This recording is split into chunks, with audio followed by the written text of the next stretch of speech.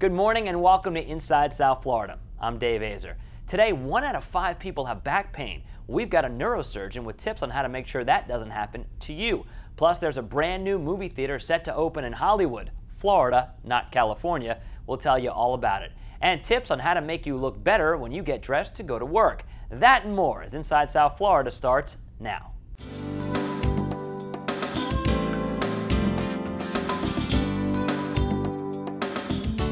So how's your posture? Probably not great, right? Well, sit up straight because we've got neurosurgeon Dr. Amos Dare with tips on how to make sure your back pain doesn't become a pain in the neck. Here he is. Dr. Dare, it's good to see you. Welcome to the show. Thank you, David. Thank you for having me. So here's a stat that alarmed me. I couldn't believe it. Nearly 1 out of 5 people has back pain in their lifetime. It's incredible. Yes, it is. Surprisingly, the majority, most of us, I should say, will have some back problems in our life.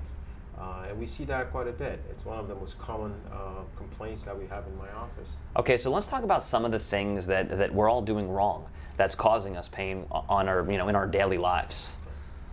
Well, we aren't really doing anything overly wrong. We're just living our lives. And unfortunately, we are not made to last. So there is wear and tear on our bodies. Although there are certain things that will do more wear and tear or more damage to you. But just living normal life will create wear and tear. So a few things. There are some activities, some sporting activities especially, that can really put a lot of stress on your back. The common one is running. Okay, running is good for you. It's good for your health. But when you run for long periods of time, for many years, and if you run on concrete or hard surface, that eventually is going to take a toll on your back. Okay, it's going to take a toll on your knee. It's going to take a toll on your entire body. So we do see some chronic problems in running down the line. And in fact, this week I'm going to be operating on somebody who has a disc herniation from running. I'm not saying running is bad, but eventually as we use our body, we put our body through a lot of stress. So wrestling, even golfing, we've seen, sure. There's a lot of water sports, skiing, water ski sports, there's boating, injuries. So there are a lot of activities. Now, one of the other things that are not activities that we do that we can probably control better, smoking. Smoking is bad for your back? It's absolutely. It's bad for the entire body. Okay. Well, it accelerates the degeneration process. The smoking, there's a whole science of this, but if you can't get good blood to your bones, to your spine, to your disc and parts of your body because of the bad effects of the smoking, that can really accelerate degeneration. Smoking affects a lot of things in our body, including increase in degeneration, which will affect our back, which will affect our back pain. Being heavy. If you're heavier than what your structure should take, you are going to be carrying a lot more weight on your back, and that can cause back pain in itself. Okay, so then let's go back into exercise, okay? Right. So running, as we just said, may be bad for you. Right. Are there some good exercises you can do to strengthen your back? No, definitely. I think exercise in general is good for you. The cardiovascular part of it is good for your heart. It's also good for oxygenating the muscle, the spine, etc.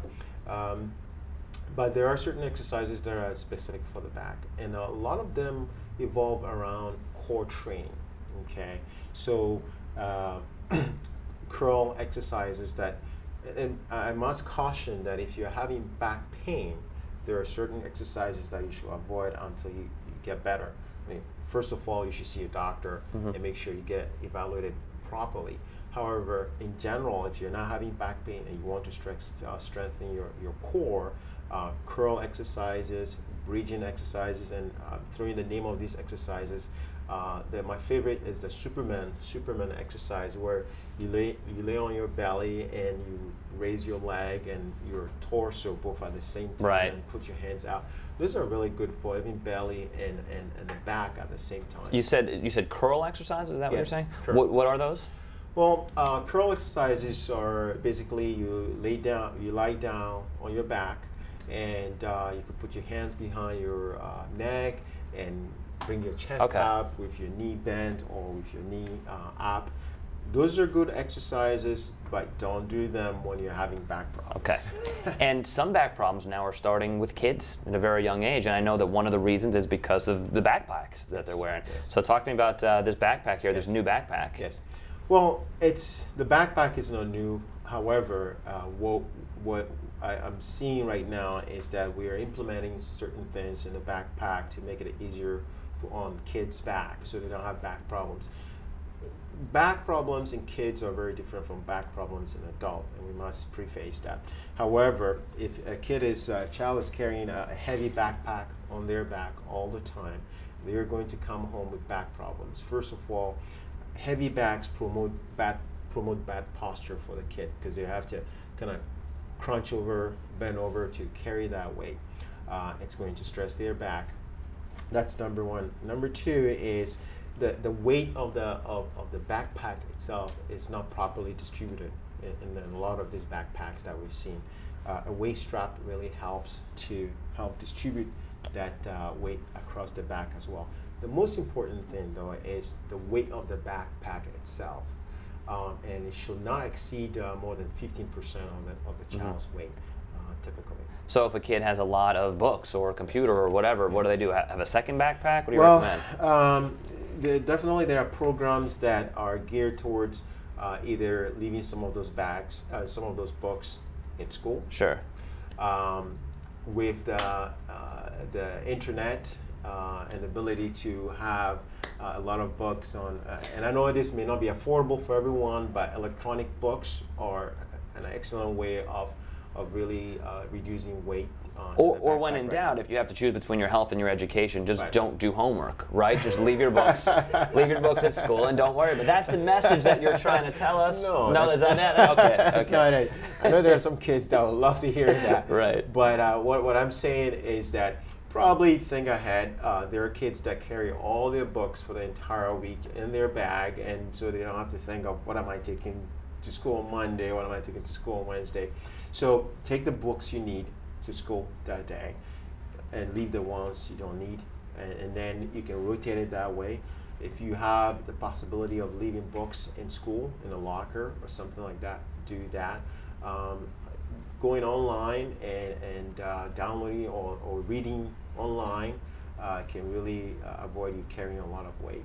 Okay, the last thing I want to ask you is a bit of a change in the way spinal surgery is happening. Some of the things that you're doing that are new and exciting. If you want to talk about that.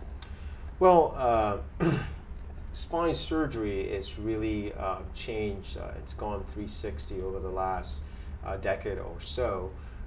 And what we are seeing here is the approach to treating the damaged spine is changing.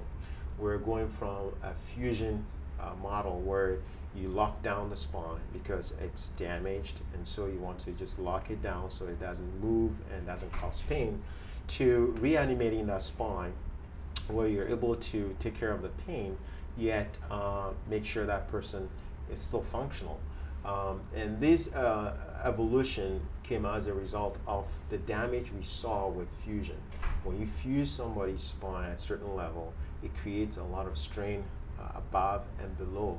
So they keep having spine problems. And the bad name for spine surgery is if you have one spine surgery, you're going to have complications. You're going to have more spine surgeries. So fusion created that scenario. So we are moving now to a more dynamic spine, a more functional spine, and it's getting easier and easier to actually do this procedure. And then what's the mechanism that you insert then? One of my favorite ones, the very common one, is artificial disc replacement, and we can put it in the neck, we can put it in the low back in the spine. That procedure actually, it's been minimized. The technique has been and procedure has been simplified to the point where it can be done even outpatient, which is fantastic, with very small incision, and it goes direct. The bad disc is removed and the new artificial disc is put in, Within about a week or so, you're back to work. It's great. Yeah, it's awesome. Fantastic. Yes. All right, well, thanks for coming. And I have to tell you, I've been trying to sit up perfectly straight for this whole interview, and it's killing me. It is absolutely hurting me beyond belief. But great to see you here. It's a pleasure. Thank you, All David. Right. My pleasure. Thank you very much. Thanks, Dr. Dare, and if you'd like some more information about him and his practice, just go to his website, pbbsneuro.com. When we come back, there's a great new movie theater set to open right here in Hollywood, and it's just as cool as any of those theaters in Hollywood, California. We'll have all the details on it coming up. Stick around.